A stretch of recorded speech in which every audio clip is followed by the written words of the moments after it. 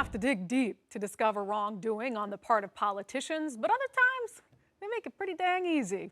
Texas Senator Ted Cruz jetting off to Cancun during an unprecedented crisis in his state. A trip to paradise that came after he told Texans to stay home in the freezing cold, where many had no power, no water, and were running out of food. The senator warned it was dangerous to travel, all while plotting his own escape from the frigid temperatures. After a couple of days after the girls being really cold, it being in the teens and the 20s outside, our girls said, look, school's been canceled for the week. Can we take a trip and go somewhere warm?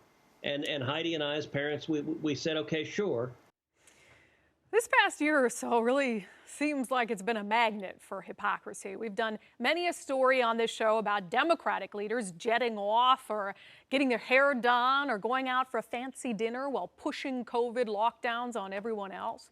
In fact, Ted Cruz himself called out some of those leaders. In a tweet just back in December, he called them hypocrites, complete and utter hypocrites, as he blasted the Democratic mayor of Austin for taking a private jet to Cabo, right by Cancun, while telling citizens to stay home.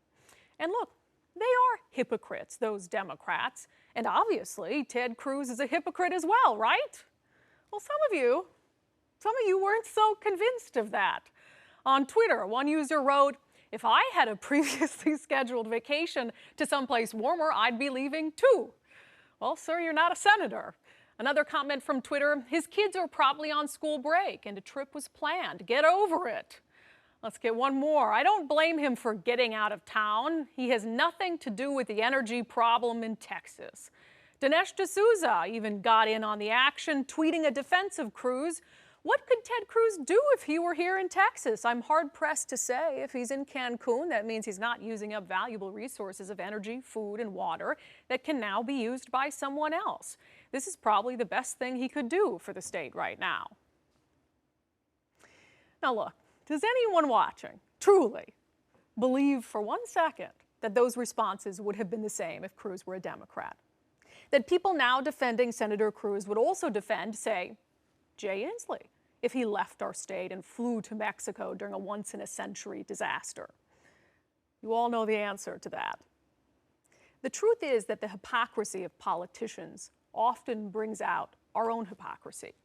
We decide whether we condone someone's behavior based not on the behavior itself, but whether the person agrees with our politics. I saw a pretty sad reminder of that locally after news of a woman shot dead in Mount Vernon after an apparent argument over a political yard sign turned violent. We were absolutely inundated with messages from people who wanted to know what politician's name was on the yard sign, as if they had to know that before deciding whether the woman deserved to lose her life. So look, we can rant and rave about the hypocrisy of elected leaders all we want, but it doesn't mean jack if we're just as bad as they are.